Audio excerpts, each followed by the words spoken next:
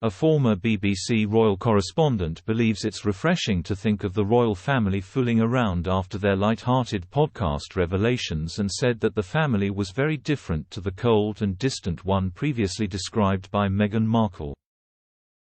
Key royals appeared on Mike Tindall's podcast The Good, the Bad and the Rugby, and proved the royal family enjoy everything from playing beer pong to cold water swimming. For Jenny Bond, the clear sense of fun, informality, and shared laughs between the family jarred claims previously made by Meghan Markle on the Netflix series, where she stated the royal family can be standoffish in private. Referring to the podcast content, Ms. Bond said, "Mike and his rugby colleagues have a wonderful way of teasing out little tidbits about life behind the palace walls. It's always fascinating to get a glimpse of how the family get on with one another, and also what they get up to in private."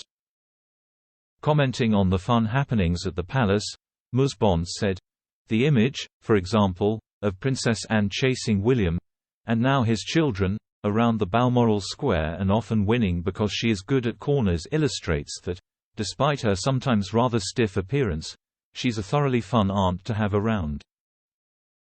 It appears cheeky antics often occur behind palace walls, even in the present day." Speaking to OK! Magazine, the royal expert added, "The younger generation have obviously moved on from the games the late Queen and her family used to play, often card games like Racing Demon. They were all fiercely competitive at that, but now it seems beer pong is a new favorite and inspires the same competitive spirit, obviously fueled by a bit of alcohol. It's refreshing to think of them fooling around, enjoying such a daft game, and simply being normal." In Prince Harry and Meghan's Netflix documentary, Ms. Markle had a different viewpoint. Meghan Markle said, "I guess I started to understand very quickly that the formality on the outside carried through on the inside. That there is a forward-facing way of being and then you close the door and phew, I can relax now, but that formality carries over on both sides.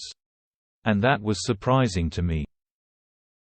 Ms. Bond believes Meghan's broadcasted views on the royal family proved she was naive. She added, "The picture we got from this podcast was of a family very far removed from the one described by Meghan when she complained about how formal and standoffish she found them.